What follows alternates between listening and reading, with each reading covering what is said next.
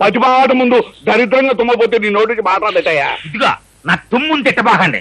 అది ఎంత జయప్రదమైంది అంటే శ్రీరామనవమికి దసరా పండక్కి మైకులు పెట్టి తుమ్మించుకుంటారు నా చేత. అబ్బా, ముందు నీ తుమ్ముల చరిత్ర కట్టి పెట్టి ఇస్తాడికి రావయ్యా మగడ.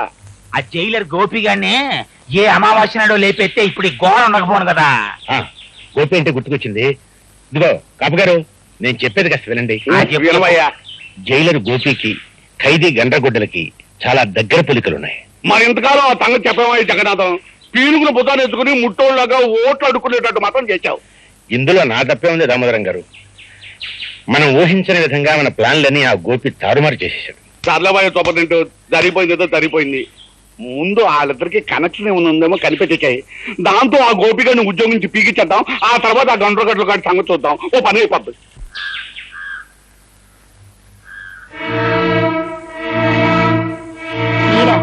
ఏమిటిలా వచ్చారు? అబ్బే, ఊరికే చూసిపోదాం. అది సరేనమ్మా. జైల్లో ఏ దొంగ విధవకి ఏ చిన్న కష్టం వచ్చినా కన్నతల్లిలా కాపాడుకుంటుండేదానివి, మరి ఆ విధవను మాత్రం పట్టించుకోవటం మానేసేమిటి? ఎవరి గురించి మీరు చెప్పేది? అదేనమ్మా, మొన్న జైలు గొడవల్లో మీ వాడిని రక్షిస్తూ దెబ్బలు తిన్నాడే గండ్రగొడ్డలుగాడు. వాడు పాపం జ్వరంతో పడున్నాడు. అయ్యో పాపం, నిజంగానా? కానీ అతన్ని చూడడానికి అనుమతి లేదని మా వాడు. అదేం లేదమ్మా, మొన్న జరిగిన గొడవల్లో అతను అధికారులకు చాలా సాయం చేశాడు కదా, అందుకని అతని మీద నా కట్టుదిట్టాలు కొన్ని సడలించేశాం. వెళ్ళి చూడొచ్చు. అన్నట్టు గోపి ఇంట్లో లేడమ్మా? లేడండి, బయటకు వెళ్ళాడు. నాకు టైం అయింది, నేను వస్తాను.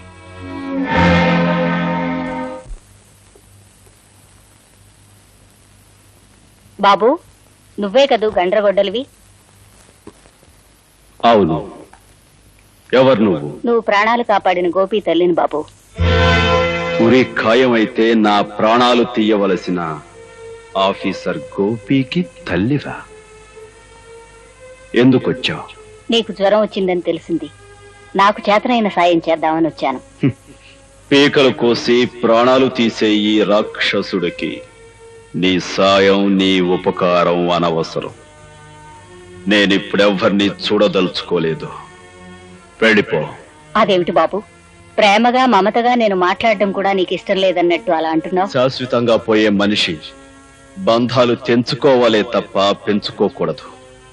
మరిచిపోయిన ప్రేమ, మమత మళ్లీ నువ్వు రుచి చూపితే బ్రతుకంటే ఆశ, చావంటే భయం నాలో కలగచ్చు. అది నాకిష్టం లేదు. అందుకే వెళ్ళి పొమ్మంటున్నాను. వెళ్ళు. అది కాదు బాబు. పొమ్మంటే మతిలేందాలా మాట్లాడతావే? పోతాను బాబు. నేరస్తుడివైనా మనసున్నవాడివి, మనిషివి అనుకున్నాను. అందరూ నా బిడ్డలు అనుకునేదాన్ని కనుకే నిన్ను ప్రేమగా పలకరిద్దామని వచ్చాను. కానీ నువ్వు రాతి మనిషివి, రక్తం తాగే రాక్షసుడివి, అమ్మ ప్రేమను అర్థం చేసుకోలేని మూర్ఖుడివి. అమ్మా,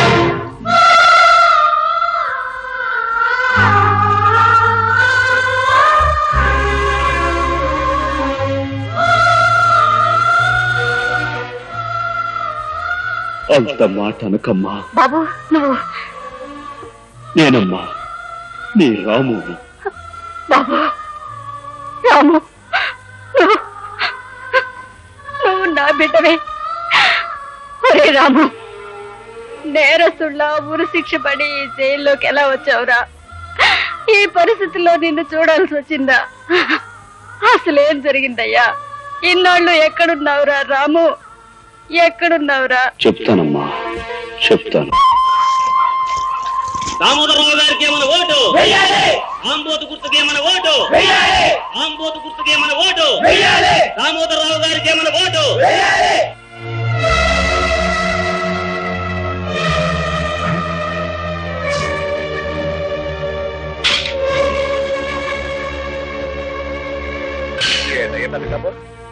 ఓట్లాడటానికి వస్తే ఇళ్లలో దూరి తలుపులేసుకుంటారేంటి? మనల్ని ఏమన్నా కుట్టోళ్ళు అనుకున్నారా, ముట్టోళ్ళు అనుకున్నారా? వాళ్ళని చూస్తే పారిపోరు సార్, ఉన్నంతలో దానా ధర్మాలు చేస్తారు. మనల్ని చూస్తే బందిపోడు దొంగలు అనిపించుండాలి. అందుకే నార్మల్ ఈ ఎలక్షన్ ప్రచారానికి వచ్చిన నాయకులు డాకు నాయుడులాగా కనిపించడం ఏంటయ్యా? ఏటా పెద్దకప్ప ఏంటోనయ్యా, నాకు బొత్తిగా అర్థం కావట్లేదు. వెనకటి రోజుల్లోనే క్యాండిడేట్ని తీసుకొస్తే మేళతాళాలతో బ్రహ్మాండంగా రిసీవింగ్ చేసుకునేవారు. మరి నువ్వు మానభంగాలు చేయడానికి వచ్చిన దుర్మార్గుల్లా కనపడుతున్నావో ఏంటో. తలుపులు మూసుకుంటున్నారు. ఓ పని చెప్తావు ఏంటి? వెనక వైపుగా వెళ్ళి గోడలు కోట్లాడుతావు. అప్పుడు ఖచ్చితంగా బందిపోటీ అనుకుంటారు. నేను దానికన్నా గొంతెత్తి దీనంగా ఏడ్చి అడుక్కోవటమే ఎండెన్గా ఉంటది. అమ్మలారా బాబులారా ఓట్లు దానం చేయించండి బాబు.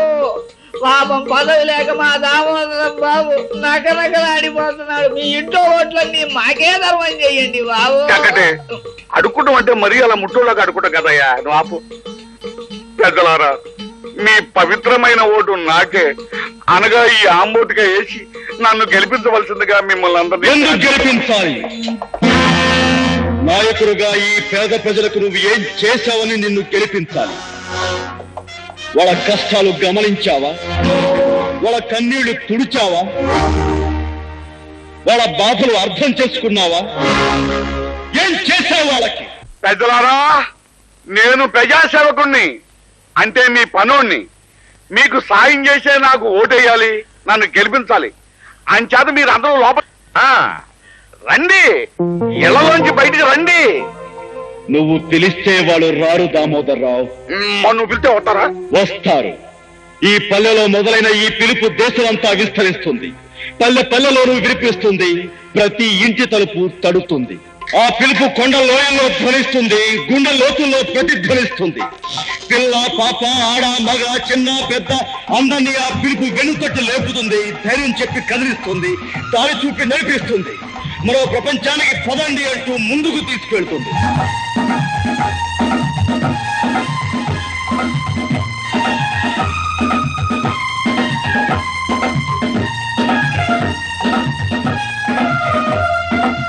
ఆశతో ఆవేశంతో బలమైన ఆశయంతో ప్రవాహంలాగా ప్రళయంలాగా సాగొచ్చే ఆ జన ప్రవాహపు ఉప్పల్లో నీ కుటీర రాజకీయాలు కొట్టుకుపోతాయి.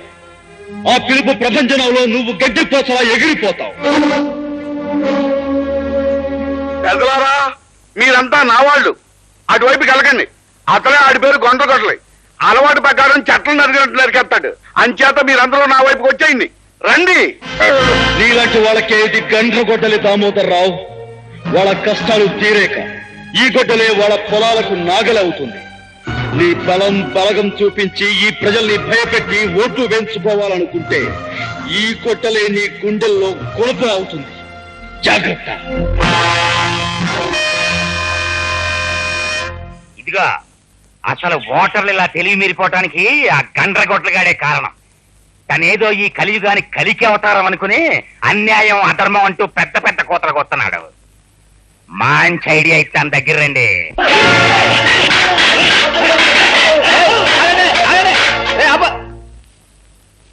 ఎరా, మర్యాదగా మీ వాళ్ళందరి చేత ఓట్లు వేయించరా అంటే మొండికెత్తారా? అందుకే అట్టుకొచ్చి కుళ్ళబోటు చేయడం జరిగింది. అయినా పక్కన వెళ్ళరా నాకు తెలియకడుతాను. నా గుర్తు మీద ముద్ర గుద్దు పడేస్తే మీ సొమ్మేం పోతరా? అయ్యా, మన గుర్తు ఆంబోతు. దాని మీద ముద్ర గుద్దితే అది అచ్చోసిన ఆంబోతు అవుతుందని భయపడి వాళ్ళు గుద్దకూడదు అనుకుంటున్నారు. చక్కటి, నువ్వు నన్ను ఎగతాళి చెప్తున్నావా లేకపోతే ఏదైనా నిజం చెప్తున్నావా? ఎవరైనా చెప్పాయంటే ఇరిగిపోతుంది నాడు. అబ్బా, ఎలక్షన్లు ముందెట్టుకుని చీప్ డిస్కషన్లు ఏంటి? అసలు పాయింట్ కి రావాలి కదా. ఇదిగా మీరు వెనకటికి ఎప్పుడో నా దగ్గర సిల్లర అప్పులు తీసుకున్నారు. వడ్డీ చక్ర వడ్డీ ప్రకారం ఆ ఎంట్రోగంలా పెరిగి 100,000 1000 అయ్యాయి. ఆ సంగతి మీరంతా మర్చిపోయినా ఆ ప్రాంసరీ నోట్లు నా దగ్గర ఉన్నాయి. మరి నా అప్పు తీర్చమన్నే పట్టు పట్టాను అంటే మీ కొంప గోడు చెంబు తప్పాడ మీ పిల్లని తాళిబొట్టు ఇచ్చేయటమే కాకుండా మీ పిల్లల్ని రాళ్ళు రప్పలు కొట్టే వాళ్ళ కింద నాకు అప్పచెప్పాల్సి ఉంటుంది. అంచేత మీరు అందుకు సిద్ధపడతారా? నేను చెప్పినట్టు మా ఆంబోతుకి ఓటేస్తారా? ఆంబోతు నన్ను చూపిస్తావటయ్యా. ఆంబోతు గుర్తుకొని చెప్పయ్యా. తమరన్నా తమరు గుర్తున్నా ఒకటే సార్. అలాగే అంచేత మీరు నా అప్పు తీర్చడానికి అన్ని ఇచ్చేసి పకీర్లు అయిపోతారో నేను చెప్పినట్టు ఓట్లేస్తారో తేల్చుకోండి. ఈ ఒకటానికి వేయండి అయ్యా. మళ్ళీ 5 ఏళ్ళ వరకు మీ జోలికి వచ్చినా మీకు కనిపించినా నన్ను చెప్పు తీసుకోకండి. వాళ్ళని ఆలోచించుకొని అయ్యా మగడా. ఆలోచించుకోండి.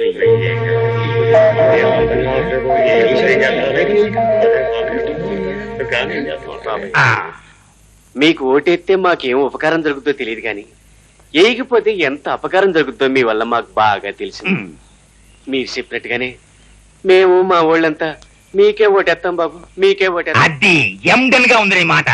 అది కాదయ్యా, ఇప్పుడు అడ్డగారి చెప్పి రేపు ఆ పోలు గదో దూరి ఎవరూ చూడటం లేదు కదా అని నా ఆంబోతులు తెలిసి మరో గార్డు మీద కుదిరితే నేనేమైపోవాలి.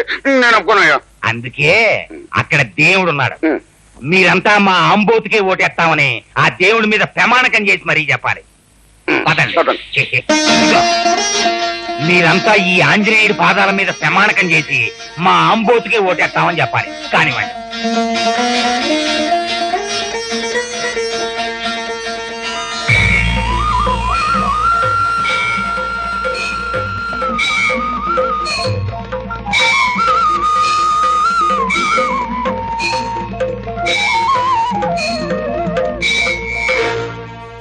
లేదు బాబు, మమ్మల్ని చంపినా సరే నరికినా సరే మేము మీ కోటేయం బాబు. అమ్మనాయాలరా, ఆఖరి క్షణంలో ఎంత అడ్డం తిరిగిపోయారా? ఏటయ్య బతకపు, ఈ పల్లెటూరు ఓట్లు పడకపోతే ఇక మన పని చవరమే. ఇప్పుడు ఏం చేయాలయ్యా? ఇదిగో బాబా, 2-3 తుమ్ములు నా మొక్కను తుమ్మైనా సరే ఐడియా చెప్పయ్యా. ఇదిగో, కొత్తగా కడుపైందల్లా ఊరికే కింద మీద అయిపోకు. ఈ రాజకీయాలు నీ కొత్తగా నాకు అలవాటే. అసలు మనకి ఓట్లేని పల్లెటూళ్ళని ఈ ఆంధ్రప్రదేశ్ మ్యాప్ నుంచే సరిపోయాలి. ఎట్టగయ్యా? చెరువు గట్లన్నీ తెగ్గొట్టేసి పల్లెటూళ్ళని ముంచేసామనుకో, మనకు ఓట్లేని వాళ్ళంతా నీళ్ళలో పడి కొట్టుకుపోతారు. 2-3 రోజుల్లో ఇట్లా జరిగిందంటే మిగతా వాళ్ళంతా భయపడి చచ్చినట్టు మనకే ఓట్లేస్తారు.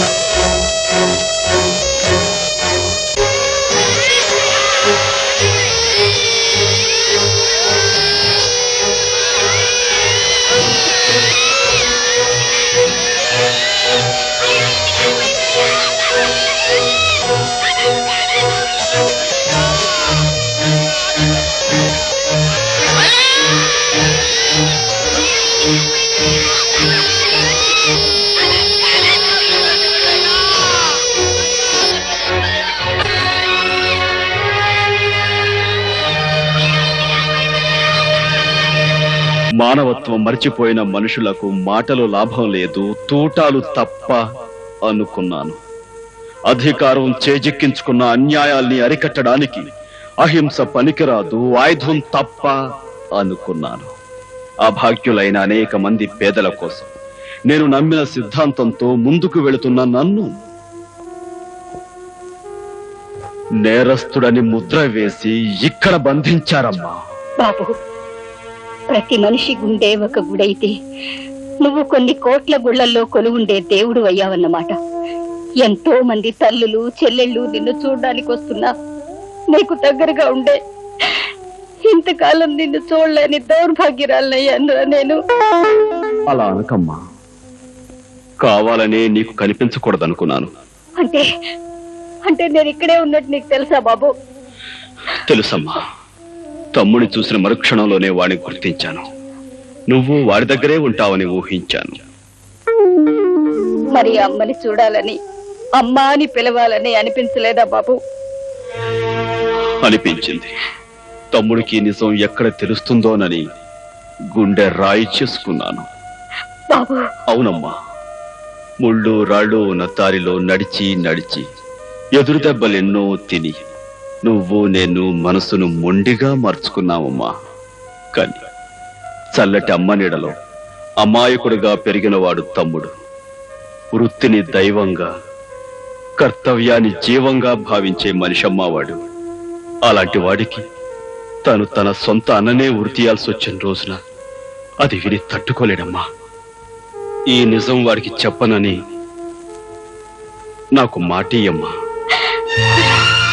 నా నోటితో నేను చెప్పను బాబు, కానీ ఇక నుంచి నీ కోసం కలతపడే ఈ తల్లి మనసుకు మాటలు వస్తే మాత్రం నేనేం చేయలేనురా.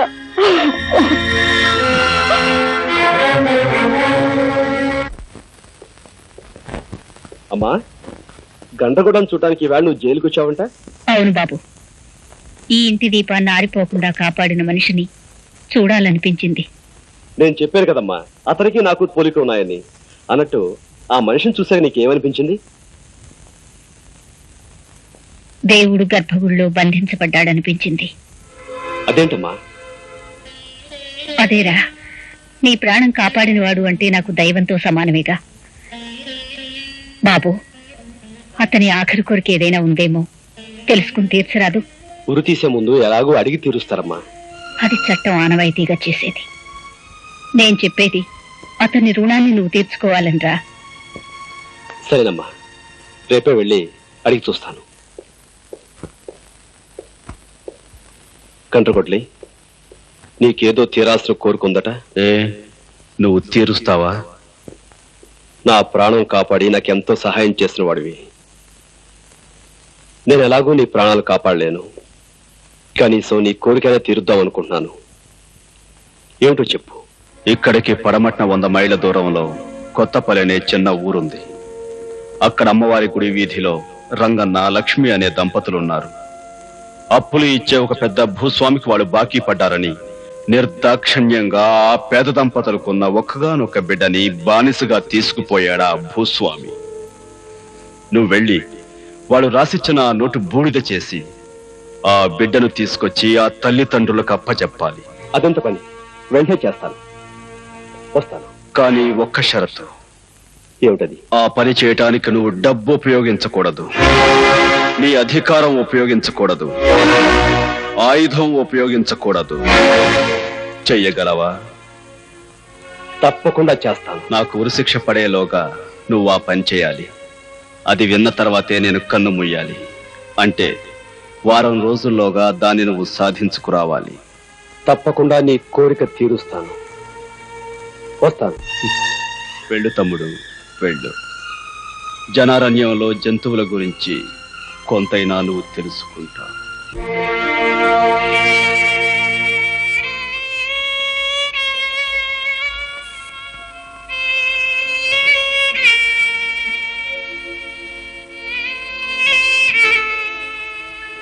లక్ష్మి, ఏంటి అన్నం ముందెట్టుకుని? పసివాడి కోసమేనా? అవునండి, అలవాటు ప్రకారం 3 కంచాల్లో ముద్దలెట్టాను. ఆ తర్వాత తెలిసొచ్చింది చంటోడు మన దగ్గర లేడు కదా అని.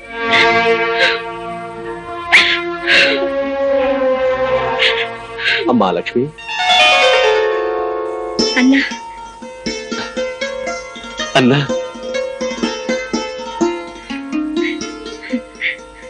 వచ్చేసావా అన్నా?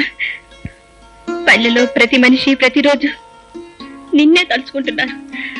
అన్నగా అందరికీ అండగా నువ్వు రావాలని ప్రతి క్షణం దేవుణ్ణి మొక్కుకుంటున్నారు. నిన్ను చూస్తుంటే మాకెంతో సంతోషంగా ఉంది. రా అన్నా, మాతో పాటు 4 మెతుకులు తిందువేనరా.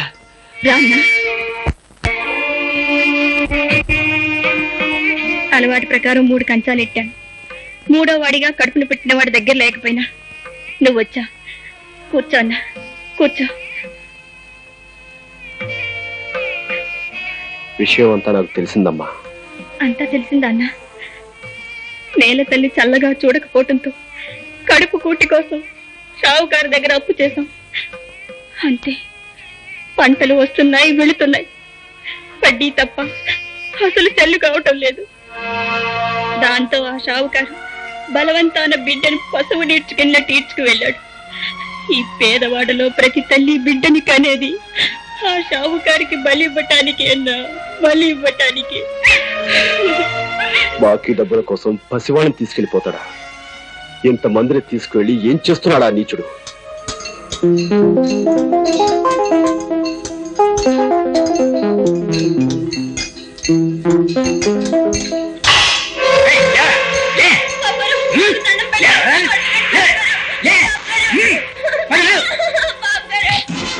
రాస్కల్, నువ్వు మనిషివా పశువా? డబ్బు పేరు చెప్పి కన్నవాళ్ళ నుంచి పసివాళ్లను విడదీసి జాలి దయా లేకుండా మండుటెండలో వాళ్లతో పనులు చేయిస్తావా? ఇదిగా నేనా వడ్డీ వ్యాపారిని. నాకు డబ్బు ముఖ్యం.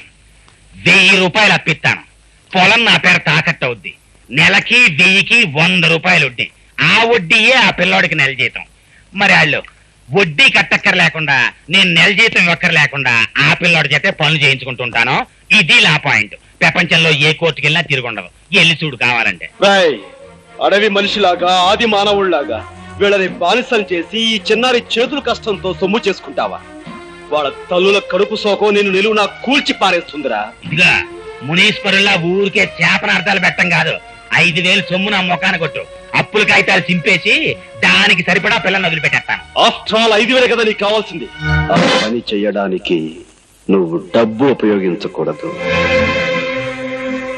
జేబులో పెద్ద నోట్ల మిశ్రణాల్లా చేయి పెట్టావు కదా, ఇదే రాట్లేదా సొమ్ము? సొమ్ము రావటం కాదురా, నీ పీకల మీదకి చట్టాన్ని రప్పిస్తాను. ఈ పసివాళ్లతో వెట్టి చాకరీ చేయిస్తున్నందుకు నిన్ను కటకటాల వెనక్కి పంపిస్తాను. ఏమిటాయా కేసు? చోరీ కేసు రిపోర్ట్ తీసుకోవాలంటే 10, కొట్లాట కేసు అయితే 10, లోపల కేసు అయితే 50. కానిస్టేబుల్, నేను నీ లంచాల జాబితా వినటానికి రాలేదు. సాగుతున్న అన్యాయాన్ని చట్టానికి చెప్పడానికి, రక్షక శాఖ సహాయంతో పసివాళ్లకు రక్షణ కల్పించడానికి వచ్చాను. పెత్తందారు చిదానందం న్యాయ సమ్మతం అంటూ జరిపే అన్యాయాన్ని, అక్రమాన్ని ఆపేయ్, అక్కడితో ఆపేయ్. చిదానందం బాబు మీద కంప్లైంటా? అవును, అండర్ సెక్షన్ 307 of IPC.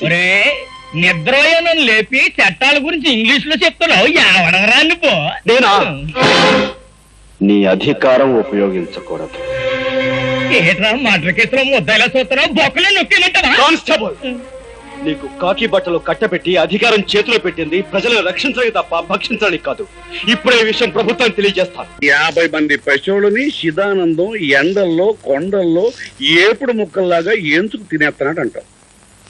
అవును సార్, ఆ విషయం పోలీస్ స్టేషన్ లో రిపోర్ట్ ఇవ్వబోతే ఎవరు తీసుకోలేదు. తహసీల్దార్ ఆఫీసులోని ఎవరు పట్టించుకోలేదు. కనుక ప్రజాశ్రేయస్సు కోరే నాయకుడిగా మీరు పూనుకుని ఆ పసి వాళ్ళకి, వాళ్ళ కన్న వాళ్ళకి న్యాయం చేకూర్చండి. అలా బాధపడుతూ కింద పడిపోకయ్యా, నువ్వు అట్టకుండు. ఇదిగో చెక్కటి, అయ్యా, ఈ ప్రజాస్వామ్యంలో 50 మంది పెసోళ్ళని మనం రచిస్తే ఏ మూట్లు పడతాయంటావు? సత్రకాయ గాళ్ళకి ఓటు హక్కు ఎలాగూ ఉండదు. కాకపోతే తమరి సహాయానికి సంతోషించి వాళ్ళ తల్లిదండ్రులు, అన్నదమ్ములు మొత్తం కలిపి 200 ఓట్లు పడచ్చు. మరి శిదానంద చేతిలో ఎన్ని ఓట్లు ఉంటాయి? 10,000 పైనే ఉన్నాయి. 10,000 ఉంటాయి. కనుక ఈ ప్రజాస్వామ్యంలో పశువులు కట్టంతో కన్ను మూసినా సరే శిదానందం చేసే పని మాత్రం నట్ట జరగకూడదు. You the stooges of corruption. You have brought down the honorable democracy to your vices level with your barbarous attitude.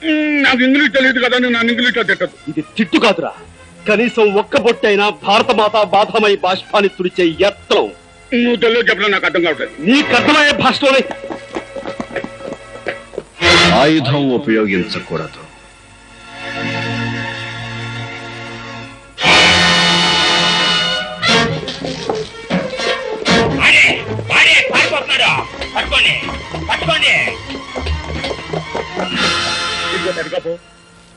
ఆయన్ని పోలీసులు పట్టుకునే లోపల మన మనుషులు పెట్టి ఆయన్ని చంపించాయి.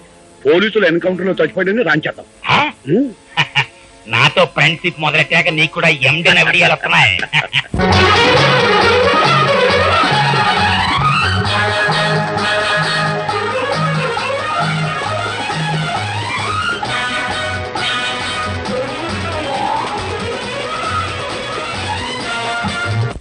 శాంతి, మన పెళ్లికి పెద్దలు రాలేదని, మనల్ని ఆశీర్వదించలేదని బాధగా ఉందా? లేదు బావా, మనసిచ్చిన మనిషితో మనో జరగటం ఆడజన్మకో వరం. నాకు ఆ వరాన్ని దేవుడి సన్నిధిలో ప్రసాదించారు. ఇంతకంటే నాకేం కావాలి బావా?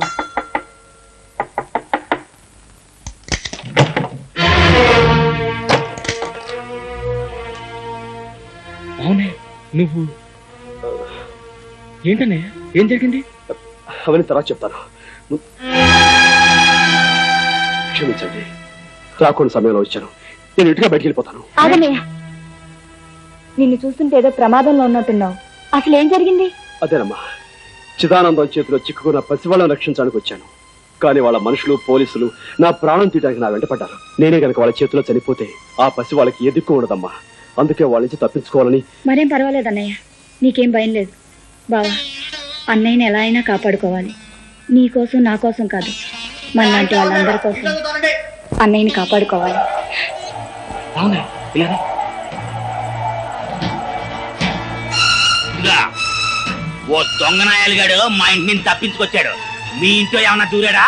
లేదు బాబు, ఇటెవరు రాలేదు బాబు. అబద్ధాలు ఆడేవంటే నరికి పోగులెట్టేస్తాను. నిజం చెప్పు. నిజంగానే బాబు, ఎవరు రాలేదు బాబు. నీతో మాట్లాడి నాకు చెకింగ్ చేస్తానుండు. బాబు, ఏంటి? నిన్ననే మా అన్నయ్యకి పెళ్ళయింది. ఈవేళ శోభనం జరుపుకుంటున్నారు బాబు. శోభనమా? కళ్ళతో సూత్తే కన్నా మనం. బాబు,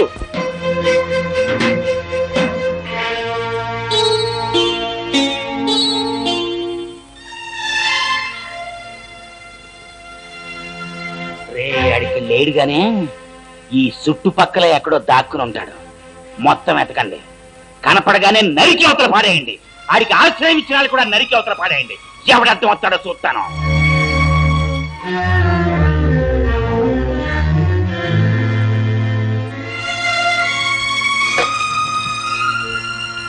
వాళ్ళు వెళ్ళిపోయారన్నయ్య, ఇంకేం పర్వాలేదు. మనుషులకు మనసులు ఉంటాయని తెలుసు, కానీ అవి ఎంత గొప్పగాను, ఎంత ఉన్నతంగా ఉంటాయని ఈ రోజే తెలుసుకున్నాను.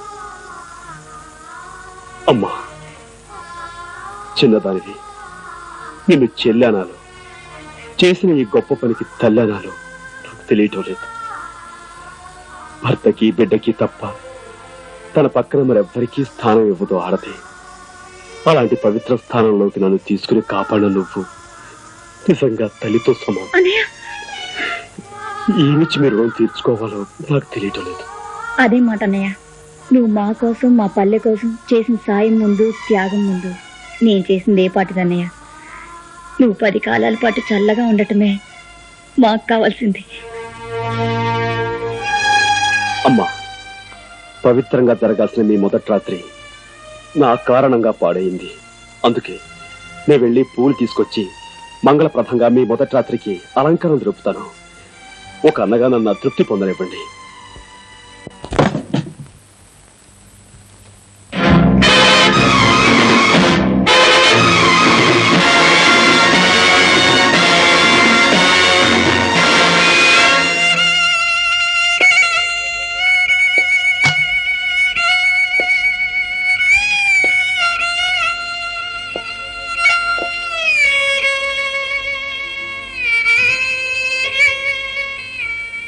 కనపడగానే నరికి అవతల పాడేయండి.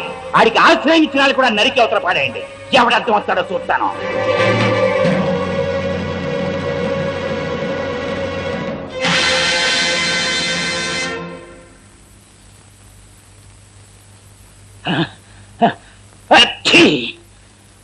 ఇలా పిలవకుండానే వచ్చిందేంటి తుమ్ము?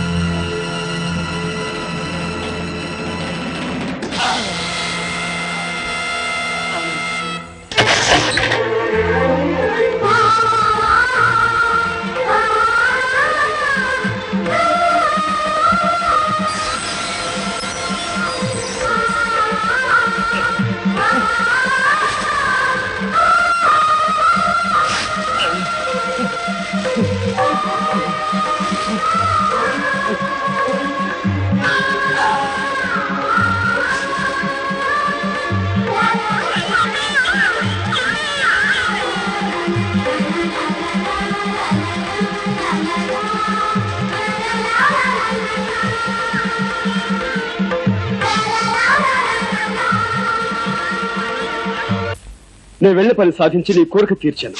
ఎస్. నిజంగానా? అవును. నువ్వు చెప్పిన పసివాడిని ఒక్కనే కాదు, ఎందరో తలలో కన్నబిడ్డల్ని ఆ కసాయి పెత్తందారుల చేతుల్లో నుంచి రక్షించాను. వాళ్ళ బానిసత్వానికి ముగింపు పలికి వాళ్ళ బ్రతుకుల్ని కొత్త మలుపు తిప్పి. ఎలా సాధించావు ఆ పనిని? ఆ షావుకారుని గొడ్డలతో నరికి చంపేశాను.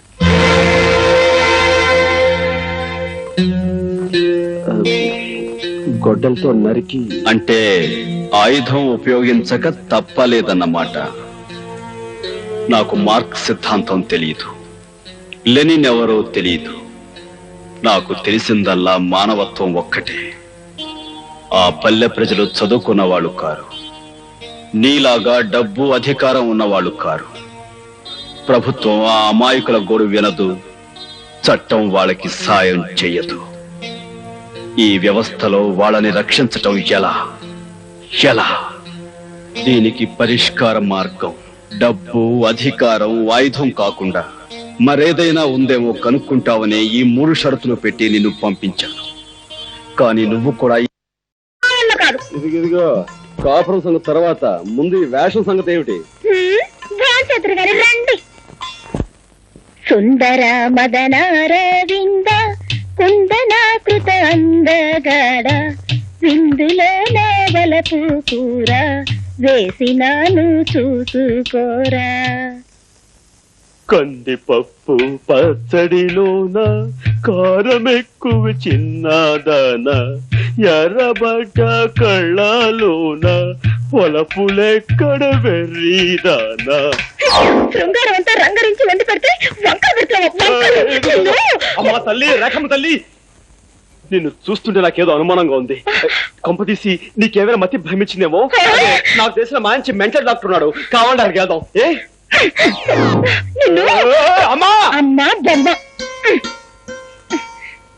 కట్టె మంచం మీద పరుపేసి పడుకోరా మగడా అంటే పండక్కెళ్ళిన పెద్దమ్మ పొద్దున్నే వస్తుందా అన్నట్ట. నీలాంటి మొగుడారో. ఈ సింటర్ అవే పెళ్లి కూతురా అంటే ఇల్లంతా నాదే అత్త కొడక అన్నట. నీలాంటి రాక్షసు ఎవరు? అవును, నాకు తెలియక అడుగుతాను. ఇంట్లో మా అమ్మ లేకుండా చూసి పైగా పెళ్లి కాకుండా అసలు ఏమిటి వీరవిహారం? చెప్పు. పెళ్ళైతే థ్రిల్లే ఉంది. అమ్మా, మాటకు మాట అంటున్నావే. చేతకు చేత చూపించినా?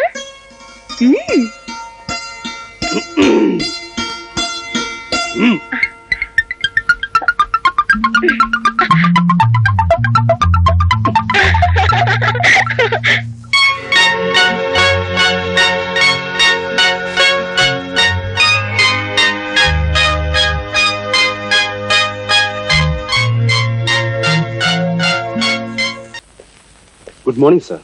పిలిచారట? అవును, గండ్రగొడ్డలకి ఉరిశిక్ష ఖాయమైంది.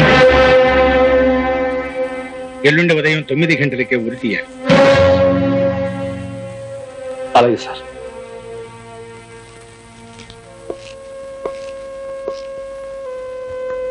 నాకు ఉరి ఖాయమైందనుకుంటాను.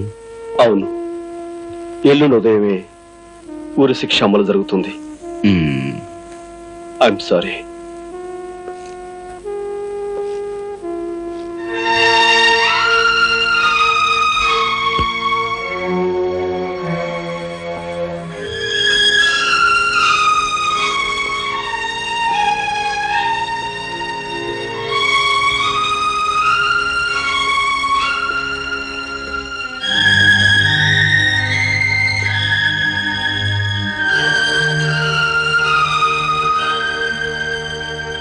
బాబు, ఏమిటలా ఉన్నావు?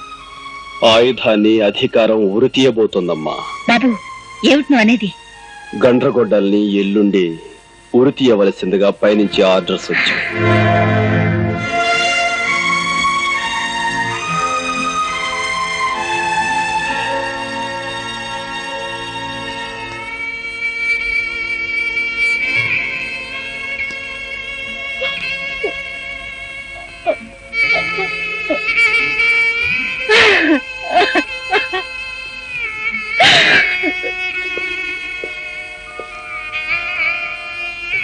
ఎందుకమ్మా అంత బాధపడుతున్నావు? అదే లేదు బాబు. నాకు తెలియదు అనుకున్నావా?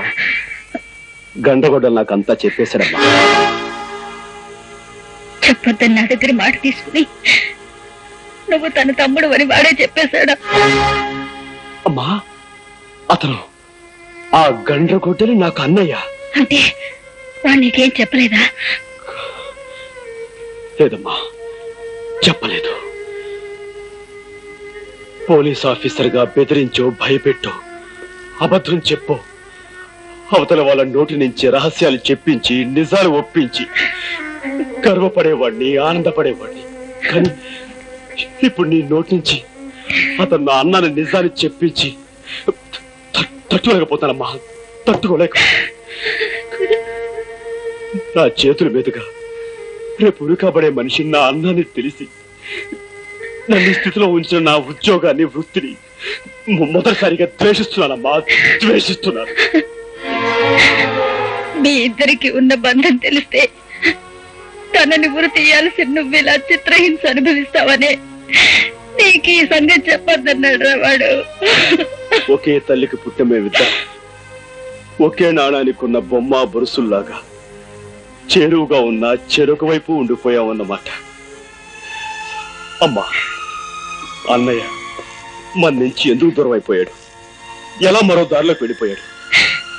అన్యాయానికి అధికారం, అక్రమానికి ఐశ్వర్యం ఉన్నప్పుడు న్యాయం, ధర్మం మీ అన్నయ్యలాగే అందరికీ దూరమై ఆయుధంగాను అగ్గిమంటగాను మారుతాయిరా. అమ్మా చెప్పమ్మా, నాకు నిజం చెప్పు. బాబు, నీకు నిజం తెలియాలంటే 20 సంవత్సరాల క్రితం అమాయకంగా తల వంచుకు బ్రతికే మీ నాన్నగారి గురించి నీకు తెలియాలి. ఉన్న 3 ఎకరాలతో, కన్న 3 బిడ్డలతో నేను మీ నాన్న చల్లగా సంతృప్తిగా గడిపేవాళ్ళం. కాలం కలిసి రాక ఒక 7 పంటలు పండకపోవటంతో పొలాన్ని మోతుబరి చిదానందానికి తాకట్టు పెట్టి కుటుంబం గడవడానికి అప్పు చేశారు మీ నాన్న. చేసిన శాపమైంది. వడ్డీ పేరుతో కొంతగా పొలాన్ని సొంతం చేసుకున్నాడు ఆ నీచుడు. అంతటితో ఆగక బాకీ కోసం మీ అన్నయ్యని, మీ నాన్నని తన బానిసలుగా చేసుకున్నాడు. జరిగిన అన్యాయాన్ని చట్టానికి చెప్పుకుందామని వెళ్ళి నన్ను ఇన్స్పెక్టర్ జగన్నాథం సాక్ష్యం లేదు, ఆధారం లేదు, చీపొమ్మని తరిమేశాడు.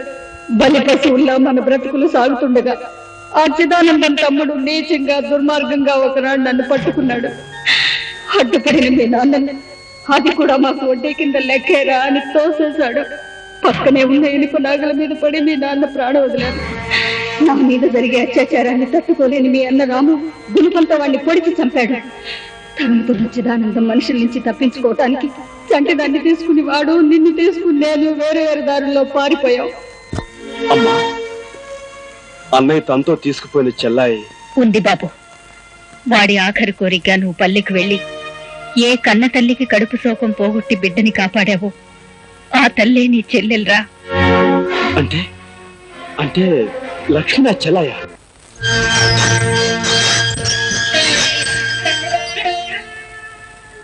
అన్నయ్య, ఆగలేని అమ్మ మనసు అన్నీ చెప్పేసిందన్నమాట.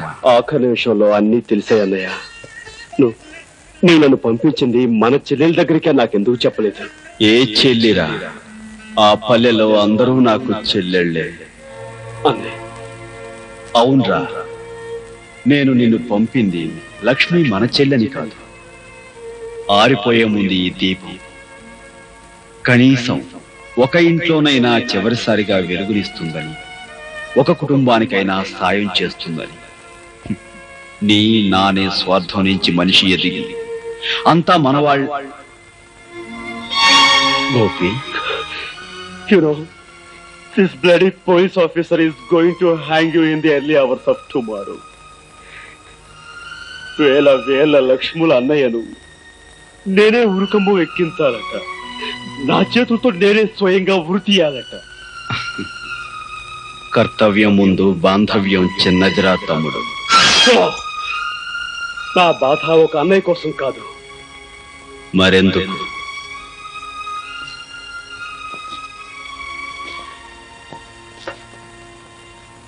ఎంత చిన్న ప్రశ్న, కానీ సమాధానం మాత్రం మన సమాజం అంత పెద్దది, మన రాజ్యాంగం అంత క్లిష్టమైనది. Now I'm proud of you Gopi. నిన్ను చూసి నిజంగా నేను గర్వపడుతున్నాను రా. Go head. నీ దారిలో నువ్వు, నా గమ్యానికి నేను. ఈ కథకు ముగింపింతే. Go head.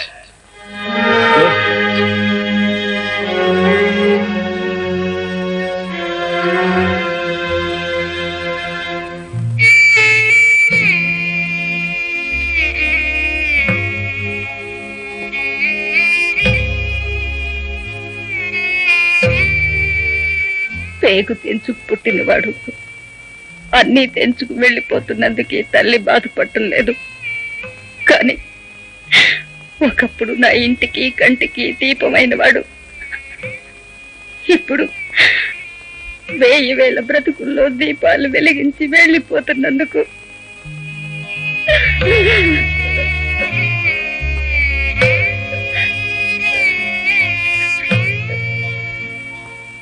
అమ్మా, ఒరే కన్నా, ఎన్నేళ్ల తర్వాత కనిపించిన ఈ బిడ్డకి ఈ కన్న తల్లి ఏమి చేయగలదు, ఏమివ్వగలదురా? 10 మందికి సాయపడటానికి ఈ జన్మనిచ్చావమ్మా. ఇంతకంటే ఏమివ్వాలి? అమ్మా, ఒకే ఒక్క కోరిక అడగాలనుంది. అడగమంటావా? అడగరా నాన్న, ఏం కావాలి? అడగయ్యా, అడగరా. అమ్మా, తొలిసారిగా నీ చేత్తో గోరుముద్దలు తినిపించు. అలాగే ఆఖరిసారిగా నీ చేత్తో అన్నం ముద్ద తినాలను ఉందమ్మా. రాము,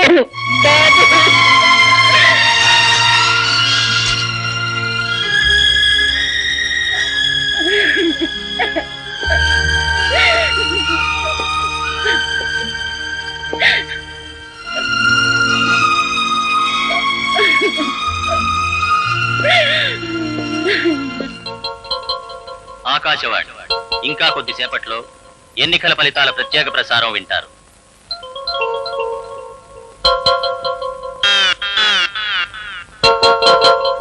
కొంపదీసి పోయారేంటండి బాబు? పాపి చిరాయి అన్నారు, ఆయన ఎందుకు పోతాడండి? మరి కాలు చేతులు ఆటలేదు. అయ్యి బాబు, శ్వాస కూడా ఆటలేదండి బాబు. మీరెందుకండి కంగారు పడతారు? కాసేపు ఆగండి, ఆయన శ్వాస ఆడుతుంది, ఆయన లేచి ఆడతాడు.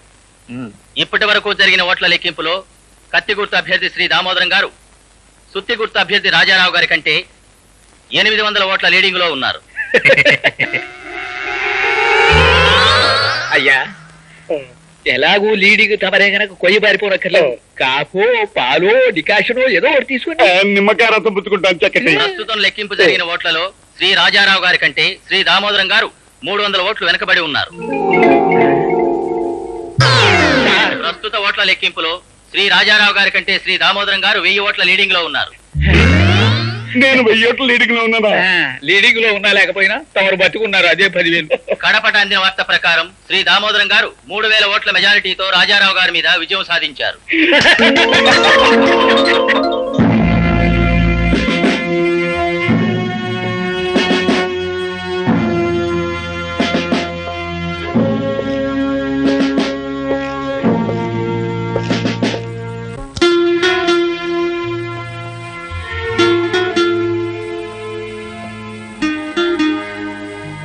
కరెంటు పై చాలాసేపు అయినట్టుంది. చీకట్లో కూర్చున్నావే. గోపి, ఈ విచిత్రం తెలుసా? ఎవరో ఒక ఖైదీకి పొద్దున్నే ఉరిశిక్షట. ఊళ్ళ నుంచి జనం బళ్ళు కట్టుకుని వస్తూనే ఉన్నారు. ఆఖరిసారిగా అతన్ని చూడాలని జైలు కూడా అవతల దీనంగా కూర్చొని ఉన్నారు. ఎవరా ఖైదీ? చాలా గొప్ప మనిషా? అవును, గొప్ప మనిషి. నీ మూడ్ సరిగ్గా ఉన్నట్లేదు. ఉండు, కాఫీ తీసుకొస్తాను. రేఖ,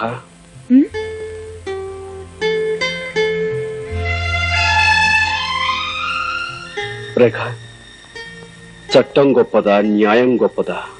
ఎందుకు అలా అడుగుతున్నావు? న్యాయమే గొప్పది. న్యాయాన్ని రక్షించడం కోసం చట్టాన్ని బలిపెట్టవలసి వస్తే?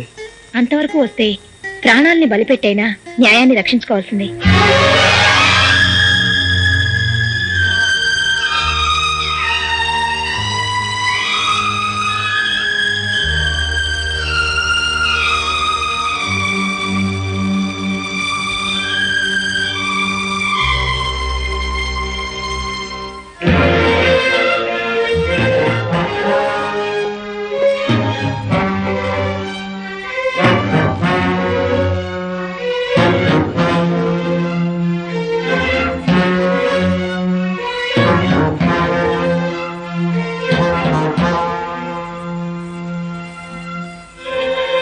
పల్లెలో ప్రతి మనిషి ప్రతిరోజు నిన్నే తలుచుకుంటున్నారు. అన్నగా అందరికీ అండగా నువ్వు రావాలని ప్రతి క్షణం దేవుణ్ణి మొక్కుకుంటున్నారు. అన్నయ్యని ఎలా అయినా కాపాడుకోవాలి. నీ కోసం నా కోసం కాదు, మనలాంటి వాళ్ళందరి కోసం అన్నయ్యని కాపాడుకోవాలి.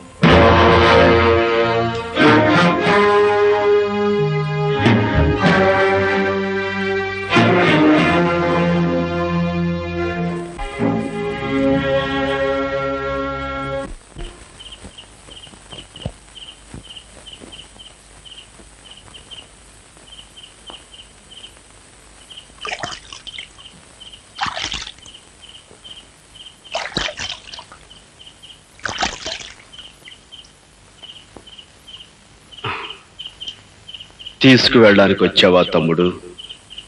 కాదన్నయ్యా, నిన్ను తప్పించడానికి వచ్చాను. ఆలస్యం చేయకుండా ఈ బట్ట మార్చుకుని వెంటనే బయటికి వెళ్ళిపో. గోపి, వాదనలకి సమయం కాదు. కమాన్. కానీ నీ భవిష్యత్తు అవుతుందిరా. నా భవిష్యత్తు కాదు ముఖ్యం, నువ్వు నీ సిద్ధాంతం బ్రతకాలి. నా గురించి నువ్వేమీ ఆలోచించుకో, నేను చూసుకుంటాను. నువ్వు వెంటనే వెళ్ళిపో. కానీ పోలీసులు అంత తేలిగ్గా వదలర్రా. పోలీసులు నీ ఉనికి తెలుసుకోవడానికి కొంతకాలం పడుతుంది. ఈలోగా కనీసం కొన్ని పేద ఇళ్లలోనైనా దీపాలు వెలుగుతాయి. బయట ప్రపంచానికి నీ అవసరం చాలా ఉందన్నయ్య. ఇంత రిస్క్ తీసుకుని ఇదంతా ఎందుకు చేస్తున్నావో నాకు అర్థం కావట్లేదు. ఇదిగో ఈ ఉత్తరం చదివితే నీకే తెలుస్తుంది. ఇప్పుడు కాదు, బయటికి వెళ్ళాక తిరిగి చదువుకో. ఆలస్యం అయిపోతుంది. నువ్వు బయలుదేరు. జాగ్రత్త. అన్నయ్య, నువ్వు నన్ను ప్రశ్న అడిగావు, జ్ఞాపకం ఉందా? ఉరి తీసేలోగా సమాధానం దొరికితే చెప్పమని. నా సమాధానం ఆ ఉత్తరంలో ఉంది.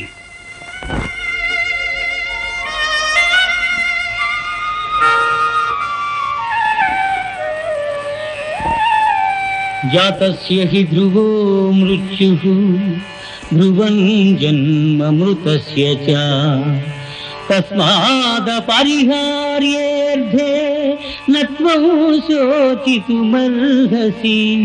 నత్వం శోచితుమర్హసి.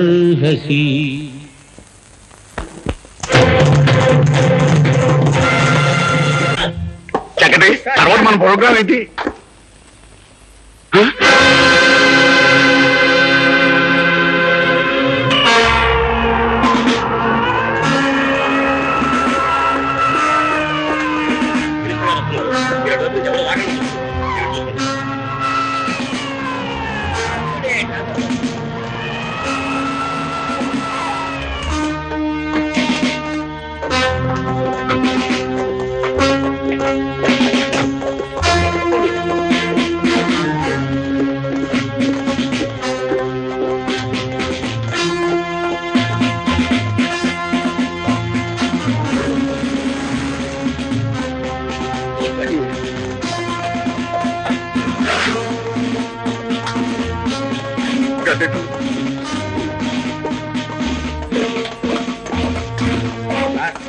మీరేం భయపడకండి.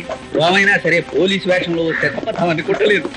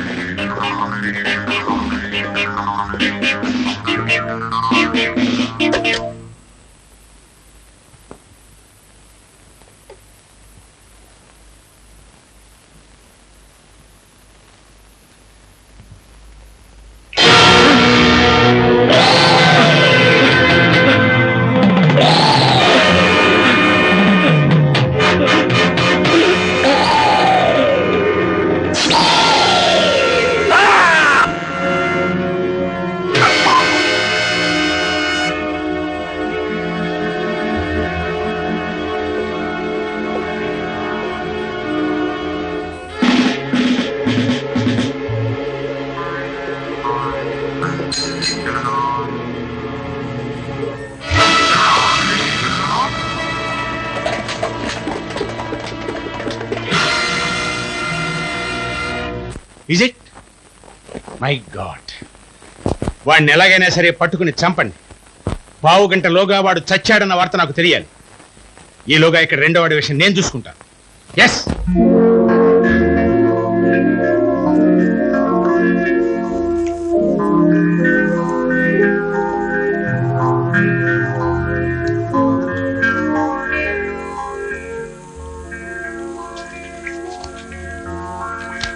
మనుష్యులు పుడుతూ ఉంటారు, పోతూ ఉంటారు. కానీ మానవ జాతిని ముందుకు నడిపించే సిద్ధాంతం మాత్రం ఎప్పుడూ బ్రతికే ఉంటుంది. నువ్వు నమ్మిన సిద్ధాంతాన్ని ఈ ప్రపంచానికి తెలియజేయడానికి నువ్వు బ్రతికుండాలి. ఈ లోకానికి నువ్వు కావాలి. కాకపోతే చట్టం గండ్రగొడ్డలి చచ్చిపోయాడని నమ్మితేనే నీ కోసం ప్రయత్నించకుండా ఉంటుంది. అందుకే గండ్రగొడ్డలిలా నేను ఉరికమ్మో ఎక్కబోతున్నాను.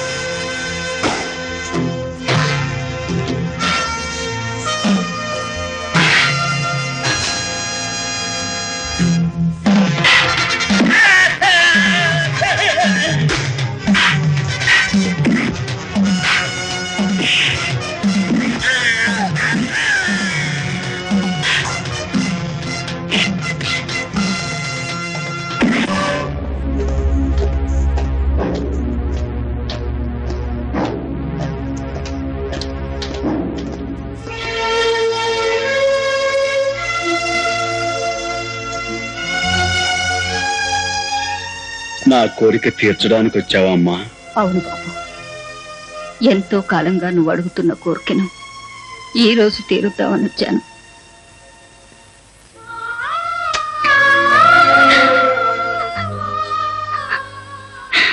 అమ్మా. అవును బాబు, లోకం గుర్తించని మహోన్నతమైన నీ త్యాగం నాకు తెలుసురా. ఆకాశం ఉంటే తెరిగిపోయిన నీకు ఆశీస్సులు తప్ప నేనే ఇవ్వగలను బాబు.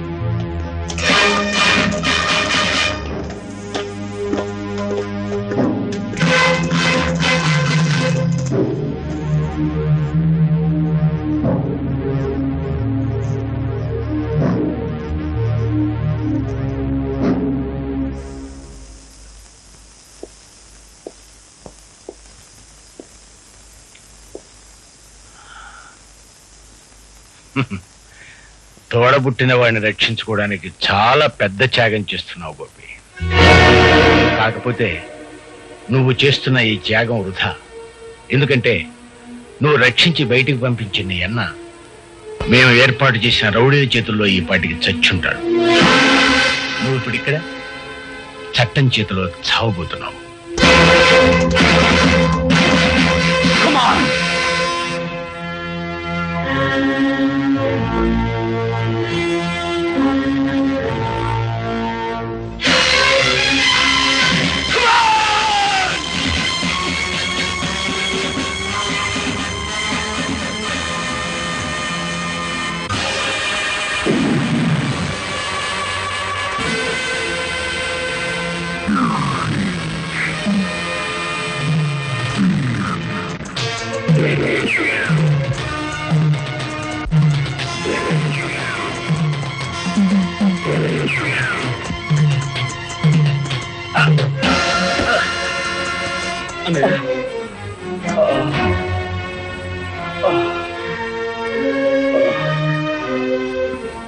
అన్నయ్య తమ్ముడు అన్నయ్య తమ్ముడు, హిమాలయాల కంటే ఎత్తుగా ఎదిగిపోయిన నీ వ్యక్తిత్వం చూసి నాకే చేతులెత్తి నమస్కరించాలనిపిస్తోందిరా. అన్నయ్య అన్నను బ్రతికించుకోవడం కోసం ఉద్యోగాన్ని బలిపెడుతున్నావు అనుకున్నానే గాని సిద్ధాంతాన్ని బ్రతికించుకోవడం కోసం ప్రాణాలను త్యాగం చేస్తున్నావు అనుకోలేదురా. తమ్ముడు, ఏ క్షణమైతే నువ్వు ఉరుకంబానికి భయపడటం మానేశావో ఆ క్షణమే నేరం చేసిన చట్టాన్ని ఆయుధంతో అంతం చేసే ధైర్యం నీకు వచ్చిందిరా. వెళ్ళు తమ్ముడు, నువ్వు విజయం సాధిస్తావనే నమ్మకం నాకుందిరా. నీ నుదుటున రక్త సింధూరమై నేనుంటాను. ఎప్పటికీ నీతో, నీలోనే జీవిస్తూ ఉంటానురా. వెళ్ళు తమ్ముడు, నీకోసం ప్రపంచంలో అనాథలు, అభాగ్యులు అందరూ ఎదురు చూస్తున్నారా. అస్థి మూల పంజరాలు, ఆర్తరావ మందిరాలు. అత్తయ్య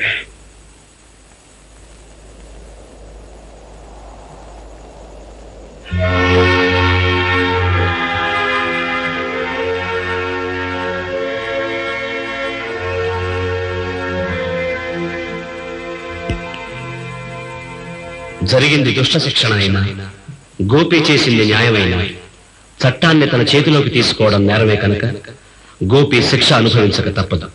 అందుకే కేసు పూర్వాపరాలు పూర్తిగా పరిశీలించి న్యాయస్థానం అతనికి జైలు శిక్ష విధించింది.